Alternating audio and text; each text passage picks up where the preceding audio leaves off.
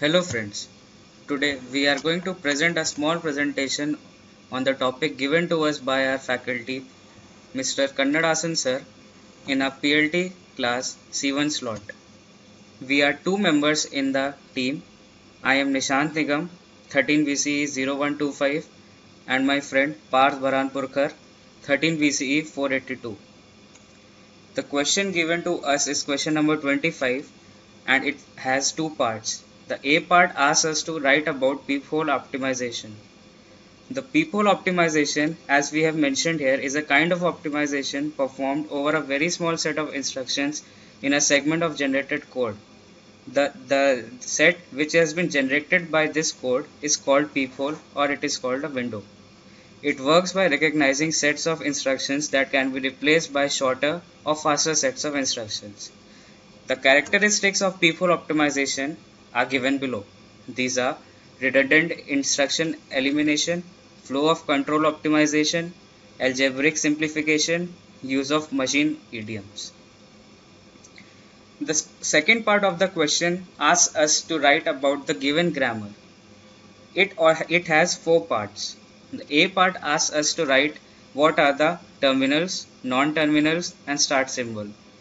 The given grammar is S to L/A, L inside the parenthesis, and L goes to L comma S or S. The terminals here are A, open parenthesis, close parenthesis. Non-terminals here are capital S and capital L. The start symbol is S. The second part asks us to draw the parse trees for the given strings. The first is A comma A. As we can see, S goes to L which is inside the parenthesis, and L will again go to L comma S, and L will go to S, and then S will go to A. And here also similarly S will go to A, and we get the string A comma A. The second part is A comma A is inside another set. Again we'll follow the same grammar and we'll try to form the parse tree. S will go to L which is again inside the parenthesis, and L will go to L comma S, and L will go to S, and S will again go to A. Here again we'll have to go back as the initial step. S will go to L that is inside the parenthesis, and L will go to L S, and L will go to S again, and S will again go to A. And similarly here also S will go to A. Now we have, in the third part, we have to form the LMD for each of the strings we did in the previous part. The LMD is leftmost derivation. In this we have to reduce the left non-terminal symbol, and we have to form the string which we are given. So here we can see S goes to L and L goes to L comma S. Now the leftmost symbol is L, so we'll reduce L.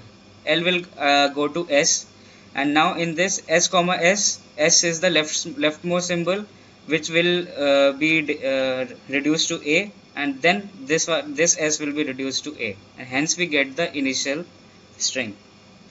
Now in the second part it is A comma A comma A. So again we'll start from S, from the initial first step. S goes to L, and L will go to L comma S. Here also L is the leftmost terminal. L is the leftmost non-terminal. L will reduce to S, and this S will be reduced to A. Now we can see, now this S is the leftmost non-terminal, so it will be again reduced to L, and L will go to L comma S, L will go to A, and now this S will be reduced to A. Hence we get the needed string. Now in the third part, it's a little bit lengthy derivation, but we have to follow the same process. As we can see, S goes to L, L will go to L comma S. The leftmost non-terminal is L. It will reduce to S. S will be reduced to A. Now we'll have to reduce this S. S will go to L. L will go to L comma S.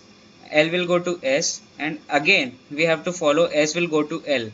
Now we'll have to reduce this L to S. S will be reduced to A.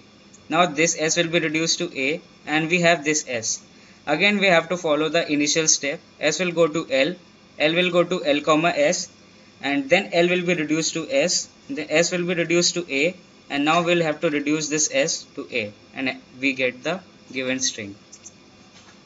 Similarly, we have in the fourth part, we are asked to do the rightmost derivations for each of these strings. So the first is A comma A. In RMD, what we do is we try to reduce the rightmost non-terminal symbol to the terminal symbol. So we'll follow the same process of reducing.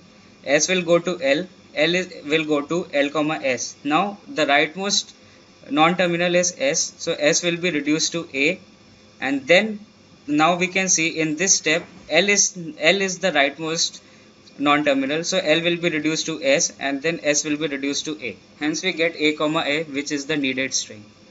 In the second part, A comma A will start with the initial step. S will go to L, L will go to L comma S. Now we see that S is the rightmost non-terminal, so S will be reduced to L comma S. Now S will be reduced to A, and now we see that L is the rightmost non-terminal, so L will be reduced to S, and then S will be reduced to A, and then L will be reduced to A, and hence we get the needed string. Similarly, in third part also, this is a very lengthy derivation. We have to follow the same process. We have to see which non-terminal is on the rightmost part of the given grammar, and then we subsequently in the subsequent steps we have to reduce it to the terminals, and hence we get the needed string. In the last part, we are asked to tell the language of the given grammar. As we can see that this language or the strings given by or derived by this grammar are A comma A, A comma A comma A, or A comma again in a set of A comma A, A comma A.